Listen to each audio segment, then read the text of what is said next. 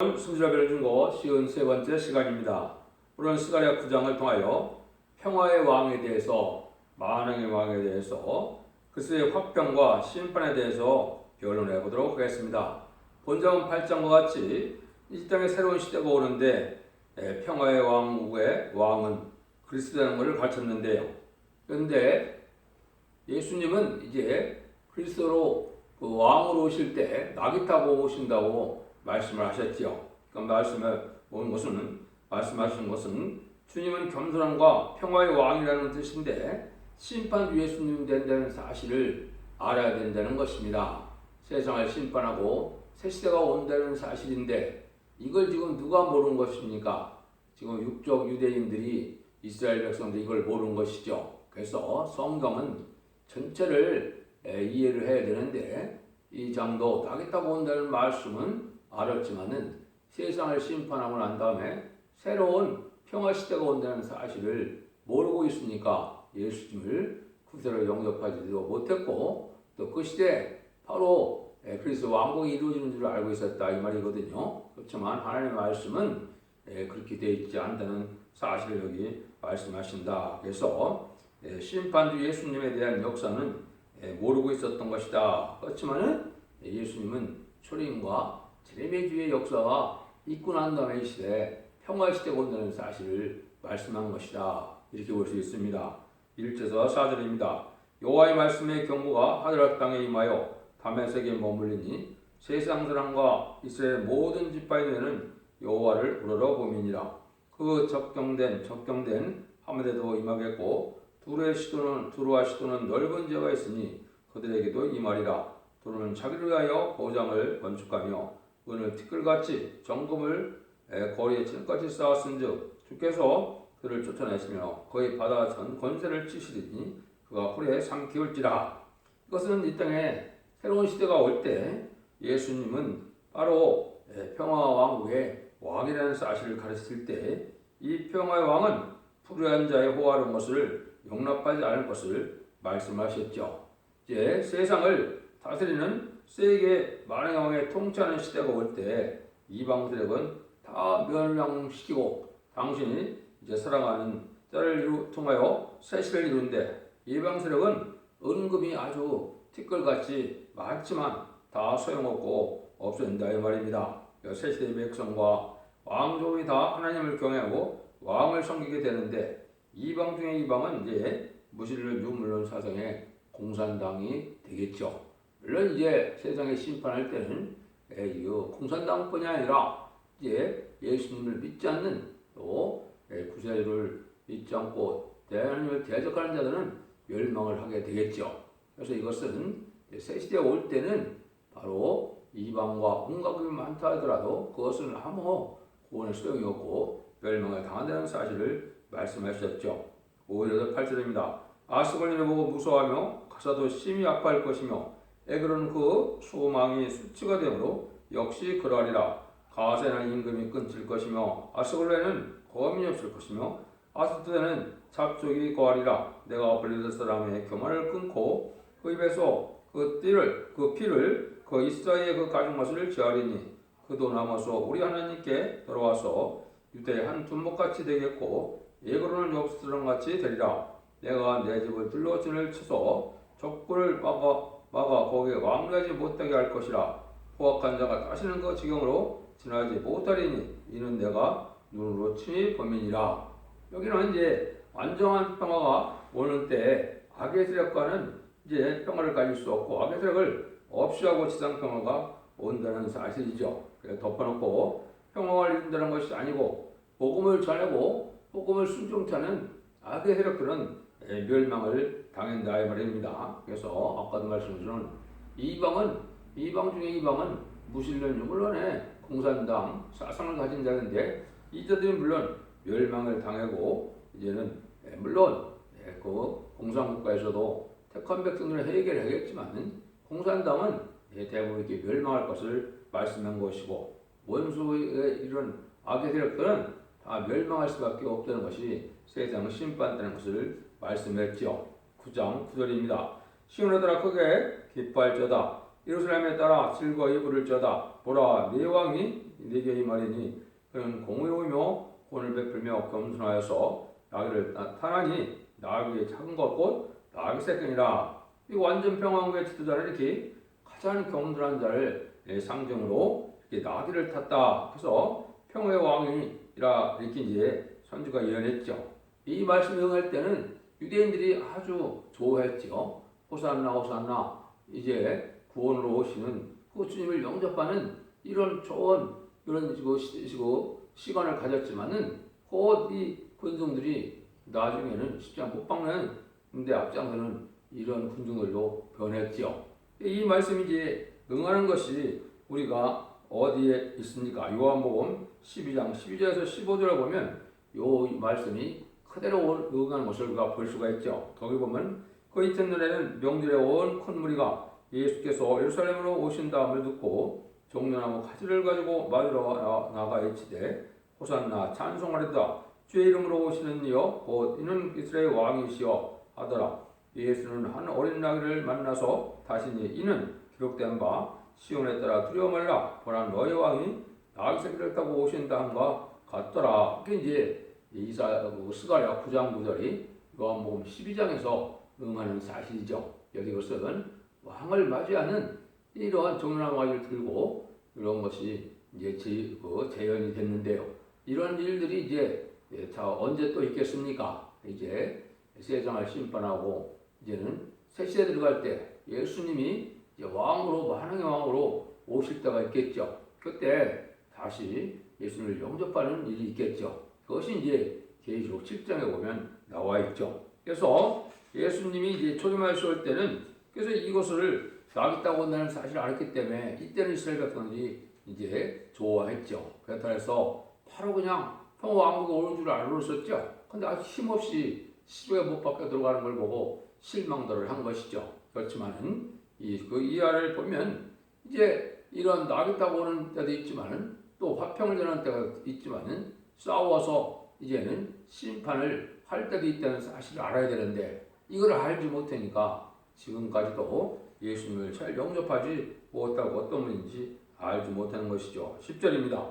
내가 에브라임의 병거와 예루살렘의 말을 끊겠고 전쟁할도 끊으리니 그가 이방 사람에게 화평을 전할 것이요 그의 정권은 바다에서 바다에 이르겠고 유브라데 강에서 땅끝까지 이르리라. 그래도 이 평화의 통치가 민족적 국경이 차벽고 세계적인 평화를 가지고 오고 그때는 화평의 도를 전해서 이제 많은 사람들을 세대의 백성을 삶을 것을 내겠지요. 그래서 2000년 동안은 천국 백성을 삶는 일이 지금까지 복음으로 전해진 것이죠.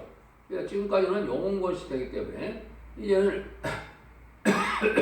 자범죄를 걸어서 주님을 후대를 영접하면 누구든지 만민에게 보여 성령을 받아서 하나님의 자녀되는 권세를 주었지만은 이제 인간 정말에 마지막으로 또 이 변론을 통하여 마지막 도를 전할 때 이제 이것은 야곱의 도라 그런다 그랬죠. 새 시대 가는 복음을 전할 때 이 변론을 듣고 순종하는 새 시대의 백성이 된다는 사실을 알아야 된다 이 말이거든요. 이것이 하나님이 초림주와 재림주의 역사가 있고 난 다음에 세상에 평화가 온다는 사실을 분명히 이렇게 말씀하는데 이 내용을 알지 못하니까 예수님이 초림의 예수님만 이제는 순간적으로 영접을 했다가 그것도 또 다 이제 예수님을 십자가 못 박는 일로 자기들은 죄를 짓고 말았죠. 그래서 하나님의 섭리는 모든 이런 말씀이 그대로 다 응하는 과정에 있어도 이렇게 그거를 잘 받아들이지 못하는 것이 이게 하나님의 어떤 섭리다라고 볼 수 있는데 그것이 복받을 백성이 되지 못한 것이죠. 그래서 완전한 평화를 이룰 때는 세상을 심판하고 난 다음에 오는 일인데 그 전에 이방들에게 화평을 전하는 역사가 있다. 이거는 은혜 시대에 천국 복음을 전하는 역사가 있을 것을 얘기한 것이죠. 그래서 민족적인 종교에서 세계적인 종교가 돼서 아무리 이방이라도 예수님을 구세로 영접해서 십자가의 보혈을 믿고 부활 승천해서 성령을 하신 걸 믿으면 중상을 받아서 하나님의 백성이 되는 시절이 2000년간의 지금 복음의 역사지요. 인간 종말의 마지막 한일회 동안은 한일회 중에서도 이제 전선면의 역사는 마지막으로 새 시대가는 완전 변론의 진리의 대람줄의 심판의 대람줄을 초래하고 나서 이 변론을 순종하면 원죄자 문제를 긁어서 새 시대의 백성이 된다는 사실이 여기에 또 예언이 되어 있습니다. 여러분 이것을 이제 우리가 잘 받아들여야 할 때가 온 것이죠. 근데 이때는 어떤 일이 있느냐? 11절 13절입니다. 또 너로 말할진대 네 언약의 피를 인하여 내가 너의 갇힌 자들을 물없이 구덩이에서 놓았나니 소망할 품은 갇혔던 자들이야 너희는 보장으로는 돌아올지니라 내가 오늘날 이르노라 내가 베난에게 갚을 것이라 내가 이대로 당긴화를 삼고 에브라임으로 먹인 삶을 삼았으니 시온아 네가 네 자식을 격동시켜 헬레서를 치게 하며 너로 용사의 칼과 같게 하리라. 이게 이제 이 평화라는 것은 언약의 뼈로 제2의 구렁텅에서 3의 권세에서 구원을 이루는 역사가 2000년 동안의 복음의 역사에 있지만은 인간 총물의 역사는 여기 뭐라 그럽니까? 이제는 소망을 품은 갇혔던 자들아 보장을 들어올지라 그랬죠. 이때 이제 어떻게 하냐? 하나님이 심판할 때 하나님이 내가 유다로 단기간을 삼는다 그랬죠. 이게 이제 중요한 의미가 있는 것입니다. 이것은 이제 계시록 6장에 보면 백마탄 자가 활을 가졌다 그랬죠. 유다로 단기간을 삼는 것은 이 활이 뭐겠습니까? 이것이 바로 입맞은 14만 4천 명의 백마탄 군대고 여호와의 군대라고 말씀한 것입니다. 이거는 세상을 심판하는 하느님의 군대의 역할을 하는 일이 되는 거거든요. 그래서 14만 4천 명을 일으켜서 14만 4천 명이 아마겟돈 때 최종 승리함으로 세상의 심판이 끝나는 거거든요. 그런 시절이 있고 난 다음에 세상에 평화왕국이 온다 이 말이거든요. 이 사실을 지금 알지 못하고 이 사실을 또 기독교에서도 잘 알지 못하니까 신앙 준비하는 일을 모르는 것이죠. 그거는 이제 마지막 전삼전만의 역사를 지금 말씀하는 겁니다. 전삼전만 동안에서도 14만 4천 명이 37개월 동안 차게 되거든요. 그러면 5개월 동안은 육적 이스라엘 백성들을 비롯한 택한 백성들이 회개를 하게 되고 이제는 마지막으로 공산당 지역에 예수님을 알지 못한 자들에게 마지막 복음을 전해서 회개하고 돌아온 자들을 예비치로 인도하고는 구원의 섭리가 끝나는 거거든요. 그럼 후삼년반인데 후삼년반은 환난과 재앙과 심판의 때가 되는 거거든요. 그래서 후삼년반을 지나고 나면 바로 표받은 자들이 재앙을 받는 것이 대접장이고 아마겟돈의 완전한 심판의 끝을 내서 악인과 죄인은 한 명도 살아남지 못하는 이런 심판이 끝남으로 에덴 동산이 회복돼서 이제는 지상 천년 평화 왕국을 이룬 것이 하나님의 예정됐습니다. 이것이 이제 여러 성경에 예언이 되어 있습니다. 예레미야 50장 29절에 보면 활선한 자를 바벨론에 수집하여 그를 활기를 당기는 자여 그 싸움으로 진을 치고 쳐서 피하는 자가 없게라. 이것도 이제 그 10만 4천 명의 표 정도가 세상을 심판하는 것을 볼 수가 있는데 아까 본문에서도 보면 뭐라 그랬습니까? 내가 내 자식을 격동시켜서 자식을 치게 한다고 그랬죠. 여기 이제 헬라 자식은 세상에 물질 문명으로 이제는 음란폭배 사치타락한 이런 세상의 문화가 지금 되어 있죠. 이것이 세상의 강대국 중심으로 한 이런 자식이 바로 누가 됩니까? 하나님을 이제 잘 믿지 않고 또 구세주를 영접해서 이게는 합당한 신앙생활하지 못하는 자들이 바로 헬라 자식이 된 건데 속해되고 부패되는 세상을 심판하게 된다 이 말이거든요. 그게 이제 바벨론화된 세상이다. 그래서 바벨론 세상을 심판을 받게 되는데 바벨론 세상은 성경적으로 두 가지 의미가 있는 겁니다. 속화되고 부패돼서 신령한 교회가 없는 세상을 바벨론이라고도 했고 후삼전만에 짐승의 표를 받아서 다 이제 가증한 짐승의 표를 받은 심판의 대성자가 되는 세상을 바벨론이라 한 것입니다. 그 세상이 기록 18장처럼 한 시간에 볼 때 없어지는 것이 세상의 끝날인데 아마겟돈 때는 다 그렇게 완전히 멸망을 당할 것을 말씀한 것이죠. 그래서 아까도 말씀드린 것처럼 이제 백마탄자가 이기려고 하더라 그랬는데 이긴 건 예수님이 사망의 권세를 이긴 십자가의 뻘의 공로로 사망의 권세를 이기게 됐죠. 근데 이기려는 것은 이제 백마탄 군대가 계시록 19장 11절 이하의 것처럼 이제 말씀의 검으로 완전히 세상의 심판의 끝을 내는 것이 아마겟돈에서 최종 승리다. 이런 일들이 있고 난 다음에 세상에 이제는 새로운 이러한 화평한 시대, 에덴 동산이 회복되는 시대가 있다 이 말이거든요. 이런 일들이 이제 시작되는 것은 그리고 다니엘서 8장부터 이런 일이 있을 것을 얘기했죠. 그때 당시에 8장 이제 20절 21절을 보시면 여기에 내가 본 바 두 뿔 가진 수양은 메대와 바사 왕들이요 털이 많은 수염소는 이제는 뭐라 그러느냐 수염소는 곧 헬라 왕이요 이 두 놈 사이에 있는 큰 뿔은 그 첫째 왕이다 그랬는데 이 두 뿔 가진 수양은 메대와 바사의 왕이라 그랬죠. 이게 이제 고레스 왕, 아닥사스다 왕, 이제는 다리 왕 이런 자들이 이스라엘 백성들을 회복시켜서 이제는 이스라엘을 복구하고 이스라엘을 회복시키는 일을 했지요. 이런 자들이 이제 하나님이 인간 성물에는 이게 다른 천사라고 예언이 되어 있고 또 스가랴 1장에서는 네 공작이라고 했죠. 네 복수 말세 사용자들을 뜻했거든요. 이것이 결국은 이제 14명 정도를 뜻한 것이고 여기 이제 수염소는 그 헬라 왕이라고 했는데 이건 알렉산더 대왕 이후에 이제는 그 나라가 이제 네 나라로 나눠지면서 아주 악한 나라가 됐죠. 예루살렘을 못 살게 하고 하나님 앞에 참된 제사를 못 드리게 하고 돼지 피를 막 갖다서 방해하는 일들을 했죠.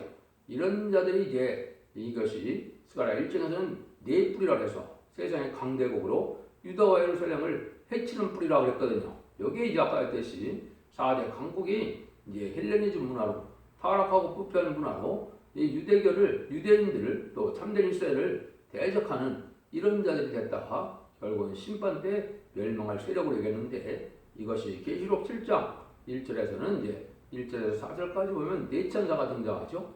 이것이 바로 세상의 강대국인 미영 뿔소를 뜻하는 것이다. 그래서 이 자들이 다 멸망을 당하는 때가 온다. 이거를 지금 말씀하셨다. 이 말이거든요. 그래서 이 일들이 이제 계시록 7장 1절에서 4절까지 이 일이 응하는 것이 참선문의 역사거든요. 그래서 이런 일들이 이제 세상을 심판할 때 하나님께서는 이제 그자들에게 어떻게 역사하느냐 10절 15절이죠. 여호와께서 그 후에 나타나서 그들을 번개같이 쏘아내실 것이며 주 여호와께서는 나팔을 불리시며 남방 회의바람을 타고 행하실 것이라.